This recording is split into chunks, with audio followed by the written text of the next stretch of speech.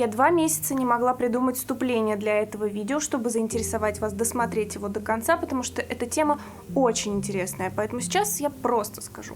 Из этого видео вы узнаете, как декоративная техника и ее философия может повлиять на вашу жизнь, и в конце видео вы узнаете, зачем вам нужно было это знать и почему это важно.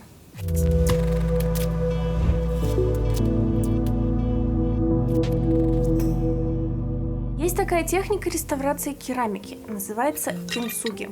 Суть ее проста.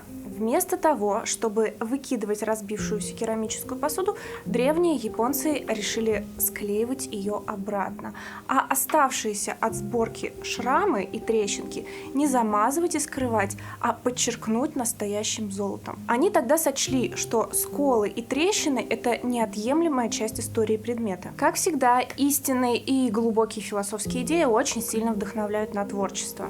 Идея кинцуги отразилась в современном дизайне интерьера и в технике декорирования предметов, иногда, кстати, очень далеких от посуды. Вот, например, есть посуда в стиле кинцуги.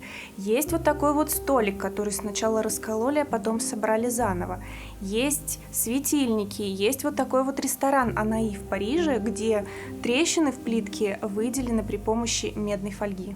И вот теперь мы медленно подберемся к главному, и я отвечу на ваш немой вопрос, зачем вам это надо было знать. Во-первых, как минимум для того, чтобы вы, возможно, сумели взглянуть с другой стороны и поменяли свое отношение к любимым, возможно, несовершенным и, может быть, даже пострадавшим от времени вещам. Потому что если вдуматься в суть философии этой декоративной техники, то вы в ней обязательно увидите невероятную красоту. Она говорит, что предмет уникален своей историей. Он когда-то был совершенен, но потом он был разбит, потом заново собран, и то, что он был восстановлен, сделало из него еще большую и уже неповторимую красоту. И вот скажите, что бы вы выбрали себе?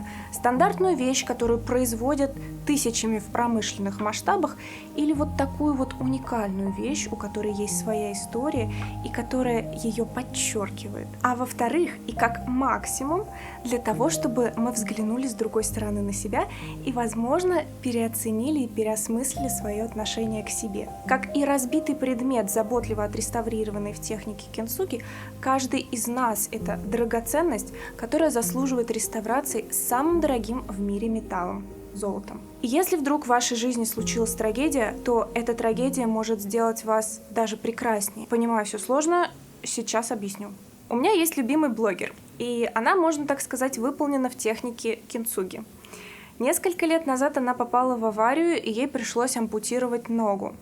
Я на самом деле очень мало за кем слежу в Инстаграме, но ее сторисы я смотрю регулярно. При том, что я ни слова не понимаю по-португальски, она живет в Бразилии, она постоянно сторисы записывает на португальском. Не в этом дело. Я смотрю на ее сияние. И я вижу, что она это совершенно не наигрывает. Это радость, это действительно ее душевное состояние. Я смотрела ее интервью. Спасибо YouTube, что можно включить субтитры с португальского на русский. Ссылочку на это интервью я оставлю в описании к ролику. Так вот, она там говорит примерно так. Знаете, в нашей жизни всегда будут изменения. Вот примерно так она это сказала, и как будто бы она просто переехала. Я смотрела на это и не понимала, не могла осознать до конца глубину этой внутренней лучезарности, какого-то сияния и доброты. И она, значит, продолжает. После аварии у нее был выбор. Она могла до конца жизни сожалеть о том, что она теперь будет без ноги, или она может до конца своей жизни быть благодарной за то, что она осталась жива, и все это время посвятить тому, чтобы наслаждаться жизнью, радоваться, купаться в море, наслаждаться красотой водопадов, танцевать. В общем, этим сейчас она и занимается. Поэтому сейчас она носит мини-юбки, окрашивает свой протез в разноцветные блестки и абсолютно не стесняется своих шрамов, потому что это часть ее истории. В моей жизни тоже были сложности. Я хоронила близких, я переживала расставание с любимыми, я переживала сложности с работой и с поиском себя. Я проживала эти состояния, когда необходимо было заново собирать себя по кусочкам. Но это часть моей истории, и я принимаю ее. Но на самом деле совершенно не обязательно переживать глобальные трагедии, чтобы испытывать страдания. Не будем далеко ходить, вы же мне пишите комментарии, а я вот их почитываю. Вот вы смотрите ролик со мной, и каждый как-то под своим углом срезает реальность. Кому-то мой нос не нравится, кому-то мои уши не нравятся, кому-то другие выпуклости или вогнутости, и кто-то обязательно сочтет необходимым мне об этом доложить. Мне кажется, я уже все о себе слышала. И, кстати, кому дует от моей жестикуляции, что я вот тут вот так активно разговариваю, я отвечаю вот в этой публикации в Инстаграм.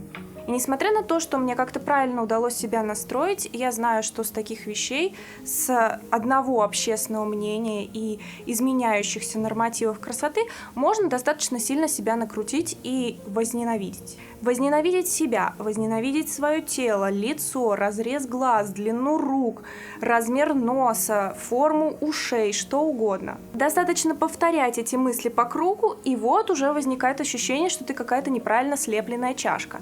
Все чашки слепили правильно, а на тебе отдохнули. Надо все себе перетереть и все на себе перешить. Но именно от этого теряется индивидуальность. Та самая, которая отличает уникальный предмет от предмета фабричного производства. И я давно заметила, на самом деле, такую вещь, что красивые женщины — это те, которые в своей жизни переживали страдания. И при этом у них может быть не идеальная кожа, может быть даже стареющее тело, но что-то внутри них есть чрезвычайно привлекательное, что-то заставляет меня завороженно на них смотреть и восхищаться.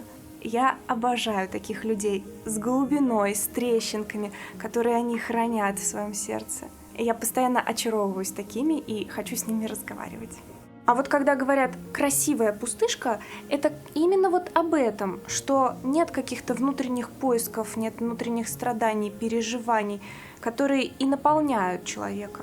И дело даже не в образованности, начитанности или эрудированности, это именно какой-то внутренний душевный опыт. Недавно наткнулась на исследование, которое убедительно доказывает, что среди людей с суицидальными наклонностями есть очень много перфекционистов с внутренним критиком. Нет критика для человека хуже, чем он сам, особенно если этот человек перфекционист. Я вот тоже очень часто себя критикую в работе. Возможно, вы прошли через тяжелое детство, возможно, вы познали, что такое одиночество, депрессия, потеря работы, потеря близких людей или расставание с любимым другом или с любимым человеком, что такое тяжелая болезнь, может быть, какие-то ожоги или физические повреждения. В общем, какое бы испытание, психологическое или физическое, вы сейчас не переживали, вам кажется, что оно непреодолимо, что вы никогда из этого не выберетесь и что вы не будете тем же человеком. И так и есть, вы никогда не будете тем же человеком. Все эти события меняют нас, и относиться к этому можно лишь как к уникальному пути развития каждого человека. Поэтому постарайтесь превращать вашу травму в ваше золото. Кинцуги — это очень красивая метафора лечения от любых жизненных тягот. Так же, как кинцуги облагораживает разбитый предмет, подчеркивает его шрамы, переживающий жизненную драму, может принять все недостатки и, как ни парадоксально, опереться на них и перестроить себя заново. Проблема или потеря теперь являются частью его неотъемлемой биографии. И кинцуги учит ценить эту неповторимую историю болезни и излечения. Так что видите, мы как с вами начали с тарелочек, закончили про душевное. Всем дизайн.